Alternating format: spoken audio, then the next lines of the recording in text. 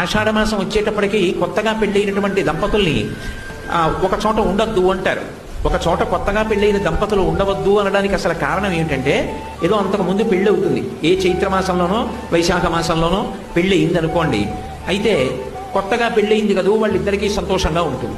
యువతల శ్రావణ మాసం వచ్చేటప్పటికి వాన పడుతుంది. ఈ వాన పడేటప్పటికి విత్తనాలు చల్లాలి, లేకపోతే పంట రాదు. రైతు తెల్లవారుజామున 3 గంటలకో ఆకాశం మబ్బేసి గాలేసి చినుకులు టపటప పడుతుంటే గబగబా ఇంట్లో పెద్ద ఆయన నాగలి పట్టుకుని పొలానికి పరిగెడతాడు. కొడుకు కొత్తగా పెళ్ళయింది, తండ్రి వెంట వెళ్ళాలి, కానీ కొత్తగా పెళ్ళయింది కదూ, భార్యతో కలిసి పడుకుని ఉండిపోతే అత్తగారికి కోపం వస్తుంది. పెద్ద ఆయన మామగారు వెళ్ళారు, నువ్వు లేచి మీ ఆయన్ని వెళ్ళండి మీరు కూడా అని చెప్పి పంపించద్దా, నువ్వు అలా పడుకున్నావు మీ ఆయనతోటి అంటుంది. ఈ ఒక్క నెల ఆషాఢమాసంలో కానీ వాళ్ళిద్దరూ వేరుగా ఉన్నారనుకోండి, 6 నెలలు తినడానికి కావలసినటువంటి పంట వస్తుంది. అందుకని